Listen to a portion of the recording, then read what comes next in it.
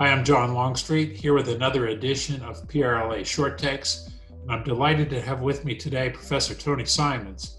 Tony is a professor at Cornell School of Hotel Administration, part of the Johnson Business School here.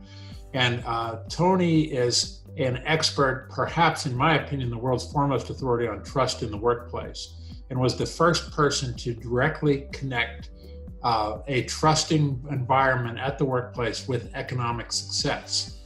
And Tony turned this into a book called The Integrity Dividend, which we'll tell you a little bit more about later. I've had the pleasure of working with him over the years, including on some of his trust studies. Now is a time where we're starting to get patrons back in restaurants. We're starting to get customers back. The government mandates are easing a little bit at least. And but now we're facing the challenge of having the guests trust restaurants enough to come back, and employees trust restaurants enough to come to work.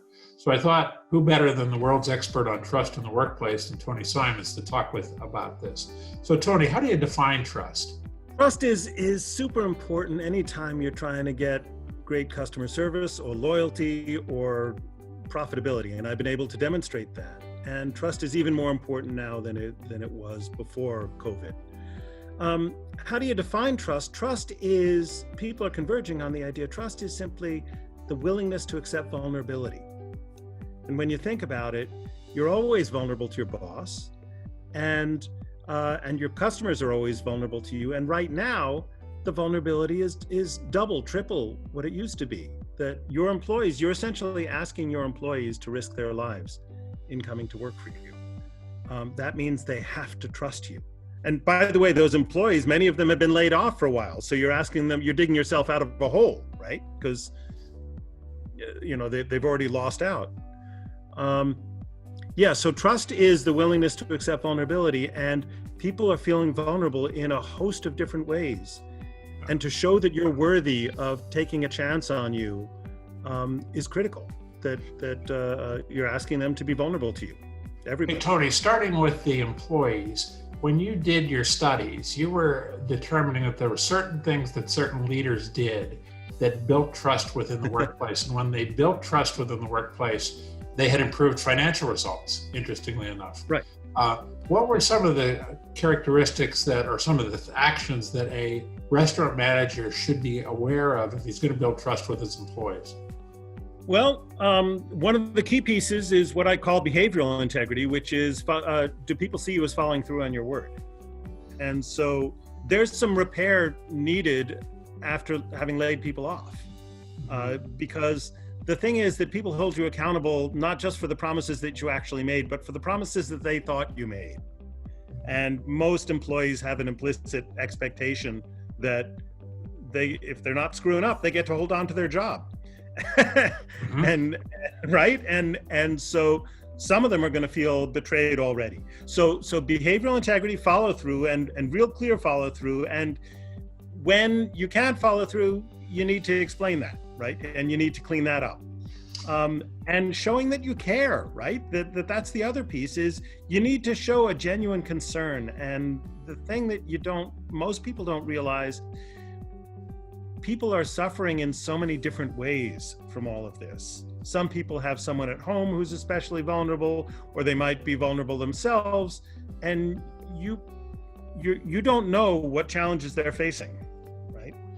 So Tony, you talked about explaining it to them. You're talking about transparency, I assume, because I know you said a lot about transparency over the years we've worked together in building behavioral integrity. How does that work? Transparency, explaining your rationale for the decisions and the times that you did something that someone might have felt betrayed by. Mm-hmm. But the other piece I'm talking about is benevolence, is sincerely caring. How well are they doing? And we need to be more benevolent than we were before, right? That hospitality has always operated on its heart. That's always been the case, and we need to do better now. Just because people are hurt. Yeah. Great point, Tony. So thinking about the guests now, we're finally able to bring guests back into our restaurants in many places, at least by state mandate. We're allowed to, but we're finding that guests aren't necessarily coming back. And one of the reasons they're not coming back is because they may not feel safe. what would you tell a restaurateur that they should be focused on to try to make people trust them, that they're making as safe an environment as they can? Well, I'd say it's not just making it safe, but signaling that it's safe. So, if partitions between the tables, you know what? I do care whether they work or not, but they're signaling in addition to doing their work. So look for ways that you can signal how much care you're taking.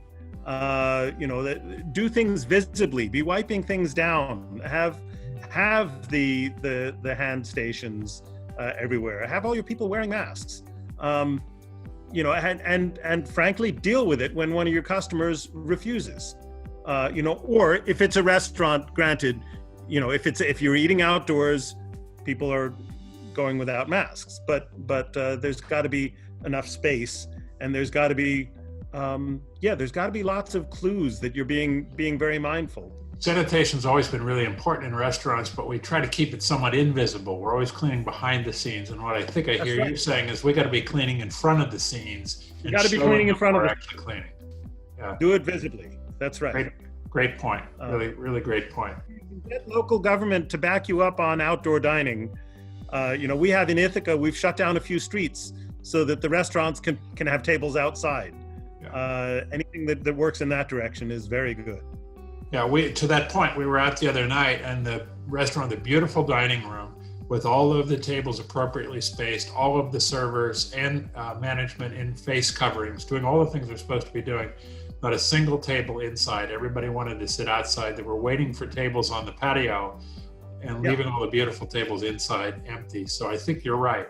We've got to figure out a way to make outdoor dining work until we can convince people it's safe to come back inside. Now, on the upside, you can probably get away with some things that you didn't used to be able to get away with. I've gone to restaurants where they have a QR code on the table and it says, point your phone at this, and that'll bring up the menu for you. And then order on that. And we'll come and visit you, and everyone has to put on their masks when we're visiting, but it reduced it so that it's 1 or 2 server visits, not 4 or 5. Yeah, really great point. Tony, I really appreciate you spending time with us today. The expert on integrity, and author of the Integrity Dividend, Building Trust in the Workplace, both with employees and now with guests. Appreciate you taking the time, and I hope that your virtual semester this fall works out okay for you. Me too. Thanks, it's been a pleasure. I'm John Longstreet with another edition of PRLA Short Takes. Thanks for tuning in, and we'll see you again next time.